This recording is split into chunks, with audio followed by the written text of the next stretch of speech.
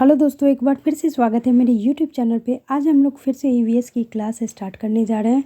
कुछ प्रॉब्लम्स के कारण ईवीएस की क्लास नहीं आ रही थी, उसके लिए माफ़ी चाहेंगे, लेकिन अब कंटिन्यू क्लासेज आएंगी। ठीक है। हम लोगों का आज का टॉपिक है खाद्य जाल, जिसको हम लोग फूड चेन कहते हैं। ठीक है।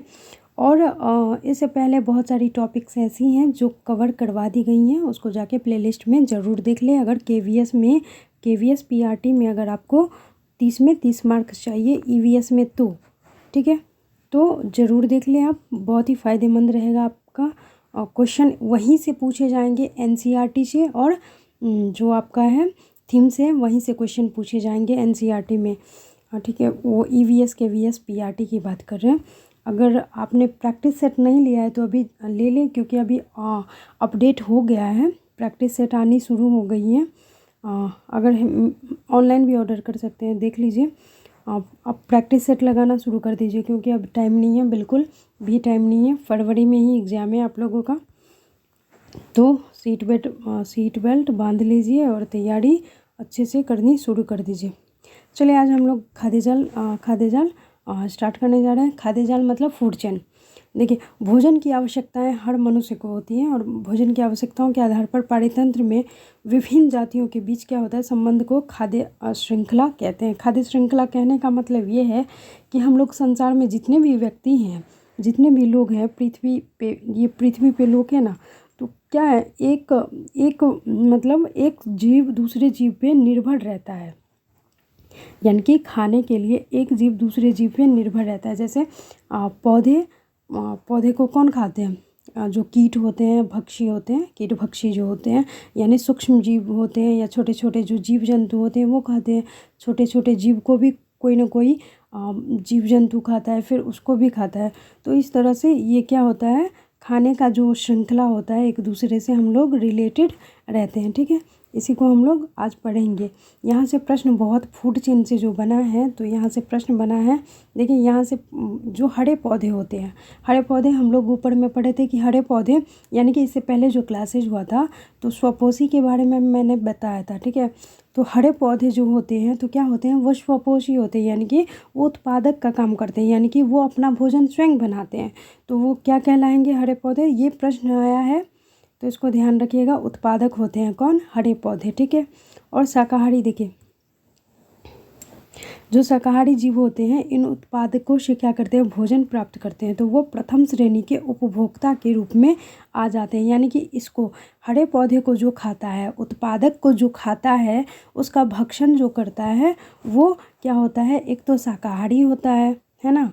हरे पौधे का जो भक्षण करता है वो क्या करता है, वो क्या होता है, शाकाहारी जीव होता है।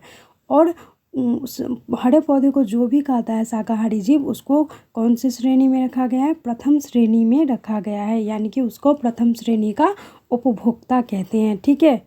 अब यहाँ से प्रश्न बनते हैं, बहुत ही महत्वपूर्ण है। इन चीज़ों को ध्यान में रखिएगा, इन चीज़ों को कतई भूलना नहीं है। हरे पौधे किसके अंतर्गत आते हैं, तो उत्पादक के अंतर्गत आते हैं। तो इनका भक्षण कौन करते हैं, तो शाकाहारी जीव करते हैं।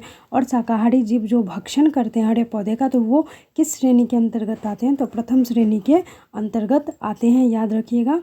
अब देखिए, मांसाहारी जीव द्वितीय श्रेणी या तृतीय श्रेणी के उपभोक्ता होते हैं। यानी कि एक तो पहले उत्पादक हो गए, फिर प्रथम श्रेणी के उपभोक्ता हो गए, और प्रथम श्रेणी को खाने वाले कौन हो जाएंगे, द्वितीय श्रेणी के उपभोक्ता हो जाएंगे, या तृतीय श्रेणी के उपभोक्ता हो जाएंगे, जो मांसाहारी होंगे। ठीक है, तो मांसाहारी जीव किसके अंतर्गत आएंगे, वो दूसरे और तीसरे श्रेणी के अंतर्गत आएंगे। वे शाकाहारी जीव खाते हैं। ठीक है, देखिए, यहाँ पे ऐसे भी समझ सकते हैं, जो पौधे होते हैं वो उत्पादक होते हैं, पौधे को खाने वाले टिड्डा जो प्राथमिक उपभोक्ता होते हैं, और टिड्डा यानी कि सूक्ष्म जो जीव जंतु होते हैं ना, उसको खाने वाले कौन होते हैं, मेढक होता है, उसको द्वितीय उपभोक्ता के अंतर्गत रखा जाता है। और सांप को तृतीय उपभोक्ता के अंतर्गत रखा जाता है, क्योंकि ये इसको खा जाता है ना। ये खाता है इसको, ये खाता है इसको, ये इसे, और फिर ये इसे खा जाता है। यानी कि ये जो बाज होता है सर्वोच्च मांसाहारी होता है, और ये सर्वोच्च प्राणी का सर्वोच्च उपभोक्ता के अंतर्गत आता है।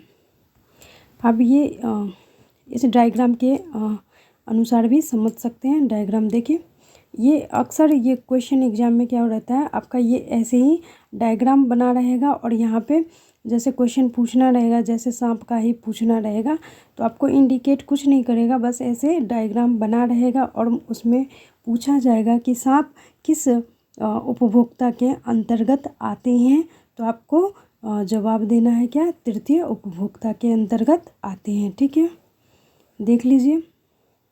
पौधे क्या है, उत्पादक के अंतर्गत टिड्डा, प्राथमिक उपभोक्ता मेढक, द्वितीय उपभोक्ता सांप, तृतीय उपभोक्ता, और पांचवा जो होता है बाज जो होता है सर्वोच्च उपभोक्ता के अंतर्गत आता है। ठीक है, देखिए यहाँ भी लिखा है ना, देखिए यहाँ भी जो खाद्य जाल का श्रृंखला होता है, ये जो खाद्य जाल का श्रृंखला है वो क्या है, एक दूसरे पे निर्भर होता है।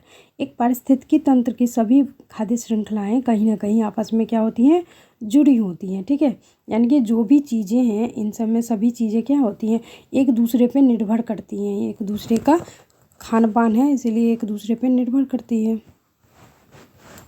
अब देखिए थोड़ा सा पर्यावरण संरक्षण, ये खाद्य जाल का हम लोगों का टॉपिक ख़त्म हो गया है, इसी से रिलेटेड है पर्यावरण संरक्षण। पर्यावरण संरक्षण मतलब पर्यावरण बचाओ। पर्यावरण को बचाने के लिए राष्ट्रीय और अंतर्राष्ट्रीय स्तर पर कई प्रयास किए गए हैं। ठीक है, इसमें आपको याद रखना है, ये कई बार प्रश्न आया है तो इसको ध्यान में रखना है। देखिए अंतर्राष्ट्रीय सम्मेलन भी हुआ है और राष्ट्रीय सम्मेलन भी हुआ है, तो अंतर्राष्ट्रीय सम्मेलन के अंतर्गत जो हुआ है इसको देख लीजिए। देखिए इंटरनेशनल लेवल का ये सम्मेलन हुआ था, तो ये जो है सम्मेलन हुआ था पहली बार 1972 में हुआ था। कब हुआ था, 1972 में हुआ था, याद रखिएगा। मानव पर्यावरण स्टॉकहोम सम्मेलन, मानव पर्यावरण स्टॉकहोम सम्मेलन कब हुआ था, तो 1972 ईस्वी में हुआ था। और ये पहला सम्मेलन था पर्यावरण बचाने के लिए। जो धरती पे ग्लोबलाइजेशन हो रहा था, यानी कि ग्लोबल वार्मिंग हो रही थी, उसे समाप्त करने के लिए, या उसे यूँ कह सकते हैं कि थोड़ा सा संतुलन बनाने के लिए, पृथ्वी पर संतुलन बनाने रखने के लिए, पृथ्वी को बचाने के लिए जो सम्मेलन अंतर्राष्ट्रीय स्तर पर रखा गया वो पहला सम्मेलन था 1972 में जो हुआ था, मानव पर्यावरण स्टॉकहोम सम्मेलन। और ये याद रखना है आपको कि ये कहाँ हुआ था, तो ये स्वीडन में हुआ था। कहाँ हुआ था, स्वीडन में हुआ था। ये स्वीडन के स्टॉकहोम शहर में हुआ था और 5 जून 1972 ईस्वी को हुआ था। बहुत ही महत्वपूर्ण, इसको याद रखिएगा क्योंकि यही 5 जून 1972 है जब से पर्यावरण दिवस मनाया जाता है। पर्यावरण दिवस इसी को लेके मनाया जाता है, जब इसका सम्मेलन हुआ था। कब हुआ था, 5 जून 1972 को। कहाँ हुआ था, स्वीडन के स्टॉकहोम शहर में हुआ था। ठीक है, याद रखिएगा, बहुत ही महत्वपूर्ण है। और ये प्रश्न हजारों बार प्रश्न आ चुका है, चाहे आपका कोई भी टेट का एग्ज़ाम हो। ठीक है, तो इसको ध्यान में रखिएगा। अब ये है, ये भी देख लीजिए, ये पहला अंतर्राष्ट्रीय सम्मेलन था जो पर्यावरण बचाव के लिए था। इसे एक ही पृथ्वी का सिद्धांत के नाम से जाना जाता है। मोस्ट इम्पोर्टेंट है आपका, एक ही पृथ्वी के सिद्धांत के नाम से जाना जाता है। कौन सा सम्मेलन, तो ये है मानव पर्यावरण स्टॉकहोम सम्मेलन। कब हुआ था, 1972 में। ठीक है, एक ही पृथ्वी के सिद्धांत के। और इसमें ये भी याद रखिएगा, देखिए इसमें यूनेप की स्थापना हुई थी, जो हम लोग पढ़ते हैं ना यूनेप की स्थापना, तो UNEP mean United Nation environment programme. ठीक है, यूनेप की स्थापना हुई थी, ये भी प्रश्न आया है। और यहाँ से आपका ये प्रश्न बनेगा कि यूनेप का फुल फॉर्म बताएं, तो ये याद रखिएगा, यूनाइटेड नेशंस इन्वायरमेंट प्रोग्राम। ठीक है, इसमें ये याद रखने की चीज़ है कि 119 देशों में इसमें मतलब 119 देशों ने इसमें भाग लिया था। 1972 में जो स्टॉकहोम सम्मेलन हुआ था या पर्यावरण सम्मेलन हुआ था, तो उसमें कितने देशों ने भाग लिया, 119 देशों ने भाग लिया था। देखिए 5 जून को विश्व पर्यावरण दिवस के रूप में मनाया जाने लगा। बहुत ही महत्वपूर्ण है ये, कई बार एग्जाम में आ गया है कि पर्यावरण दिवस कब मनाया जाता है, तो 5 जून को। और कब से मनाया जाने लगा, 1972 से। अब दूसरा सम्मेलन है, दो ही हम लोगों का अंतर्राष्ट्रीय सम्मेलन है जो पृथ्वी को बचाने के लिए या पर्यावरण बचाव के लिए स्टार्ट हुआ था। ये देखिए 1992, याद करने वाली बहुत ही बढ़िया क्या है, ये हुआ था 1972 में और ये हुआ था 1992 टू में, ठीक है, ठीक 20 साल बाद। अब देखिए ये कब हुआ था, ये कहाँ हुआ था, ये तो पहले हुआ था 1992 पृथ्वी सम्मेलन के नाम से जाना जाता है, बहुत ही महत्वपूर्ण है। और ये ब्राज़ील की राजधानी रियो डी जेनेरियो में हुआ था, ठीक है। इसको भी याद रखिएगा, 3 जून 1992 में हुआ था। कब हुआ था, 3 जून 1992 कहिए, 92 कहिए, बात एक ही है। ये देखिए 182 देशों में इसमें भाग लिया था, जबकि उसमें कितने देशों ने, 119 देशों ने भाग लिया था। इसको याद रखिएगा, एजेंडा 21 के नाम से जाना जाता है। कौन सा सम्मेलन, पृथ्वी सम्मेलन। एक ही पृथ्वी का सिद्धांत कौन सा, वो तो स्टॉकहोम सम्मेलन हो जाएगा, लेकिन एजेंडा 21 के नाम से जाना जाता है। कौन सा सम्मेलन, पृथ्वी सम्मेलन, ठीक है। आगे बढ़ते हैं। देखिए भारत में पर्यावरण संरक्षण, वो थे अंतर्राष्ट्रीय स्तर पर संरक्षण के लिए जो भी सम्मेलन, एक 1972, एक 1992, याद रखिएगा। अब देखिए भारत में कौन कौन से सम्मेलन स्थापित हुए या कौन कौन से कदम उठाए गए। तो पर्यावरण संरक्षण अधिनियम, ये बहुत ही महत्वपूर्ण है। देखिए बहुत ही ज़्यादा महत्वपूर्ण है। 1986 का ये पर्यावरण संरक्षण अधिनियम। 1986 से आप ये भी याद रख लीजिए, शिक्षा नीति जो आई थी हम लोगों की, निप 1986, और इसको भी कोरिलेट करके पढ़िए। पर्यावरण संरक्षण अधिनियम कब आया था, 1986 में आया था, ठीक है, बहुत ही महत्वपूर्ण है।